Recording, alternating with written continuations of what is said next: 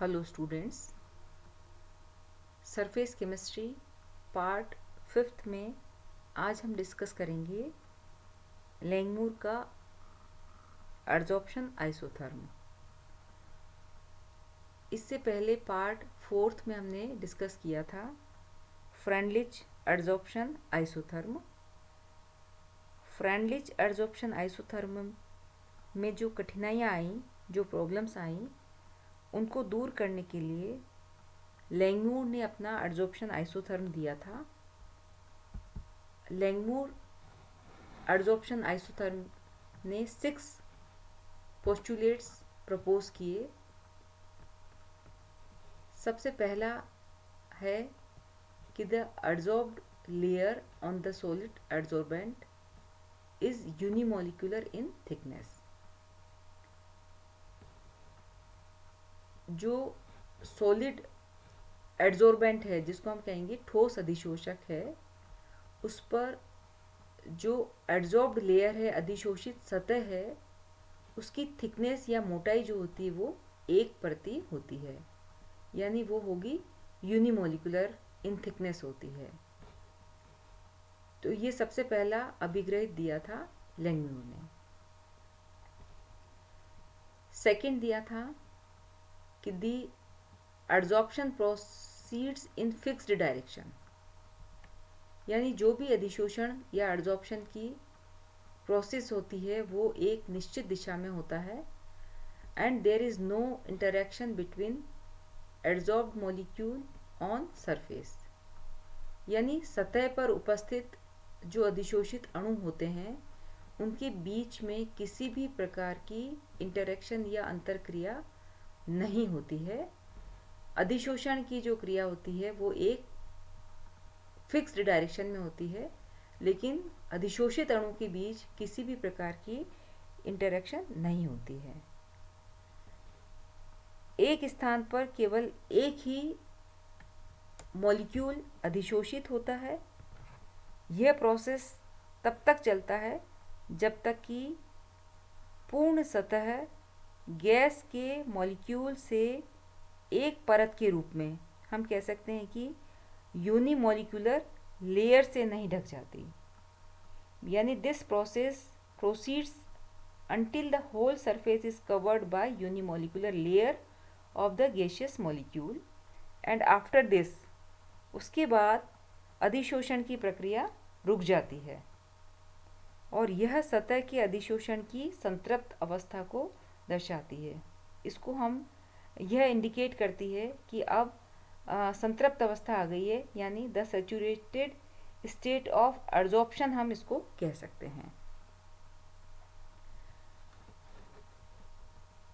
इसके बाद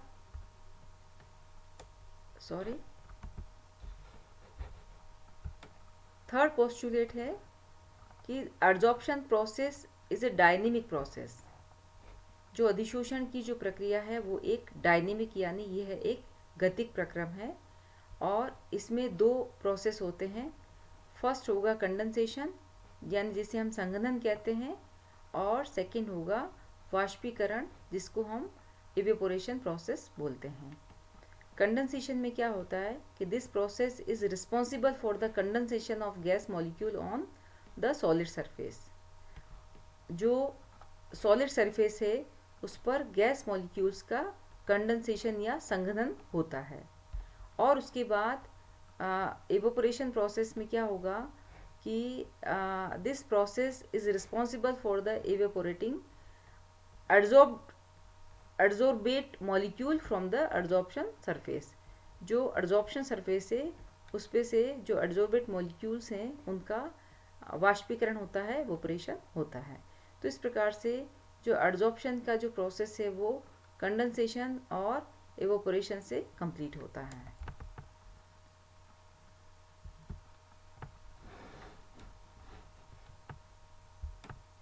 फोर्थ अभिग्रहित लैंगमुर ने जो दिया था कि at equilibrium the rate of condensation becomes equal to the rate of evaporation.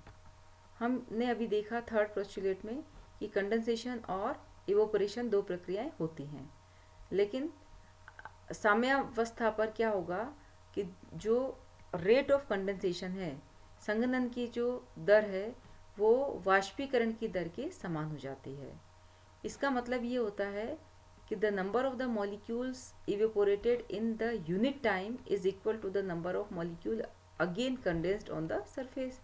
सीधी सी बात है कि जब साम्यावस्था में दोनों की दर समान हो जाती है, यानी इवेपोरेशन की और कंडेंसेशन की, तो इसका मतलब यही है कि इकाई समय में जितने अणुओं का वाष्पीकरण होता है, यानी जितने मॉलिक्यूल जो होंगे वो इवेपोरेट होंगे, उतने ही अणु पुनः सतह के द्वारा अवशोषित कर लिए जाते हैं। इसीलिए हम ये कहते हैं कि साम्यावस्था में संघनन की दर वाष्पीकरण की दर के समान हो जाती है। The adsorbed molecule on the surface have unidirectional arrangement। जो सतह पर अधिशोषित होने वाले अणु हैं, उनका जो विन्यास होता है, जो अरेंजमेंट होता है, वो एक दिशात्मक होता है, यूनिडायरेक्शनल होता है।